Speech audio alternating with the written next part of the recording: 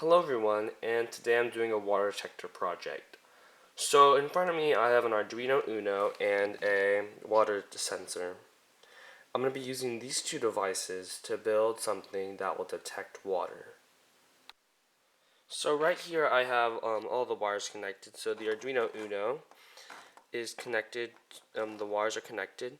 So on the water detector we have 3 pins. We have the negative, positive, and the S. So the negative is going to go to ground, and the positive is going to go to the 5-volt, and the S is going to go to an analog pin.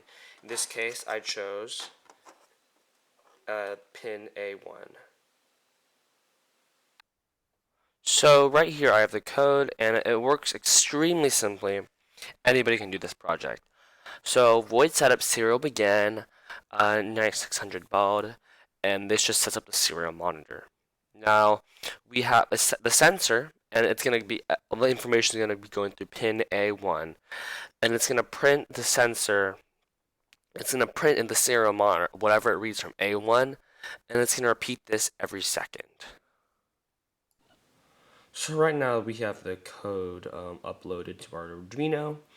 Everything works well, and our sensor is connected as well. So what we're going to do is we're going to open serial monitor. So we're going to go here and open serial monitor. So right here automatically it opens up, it shows the time, and right now it is 0.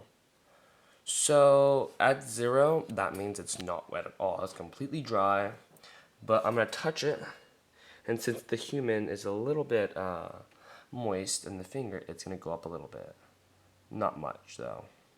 Now over here I have a wet paper towel. It's a little bit wet, and I'm going to put directly on the water sensor and see how high the number goes.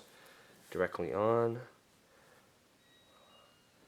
and the number goes up all the way up to 700, 600, which is very high.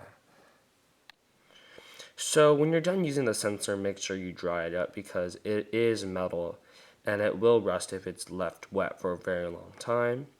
And so I want to give this moment a time to explain how the water sensor works. So it's actually very simple. So there's multiple lines of aluminum, I believe, that goes across this water sensor. And whenever there's water, it always completes a circuit. So whenever it completes a circuit, it sends a signal that shows that it's wet. And when it is wet, it can figure out how wet it is by how much it completes how much the water completes a circuit. Thank you for watching my video. I hope that this tutorial helped you a lot with a water sensor and detection. And don't forget to like, comment, and subscribe.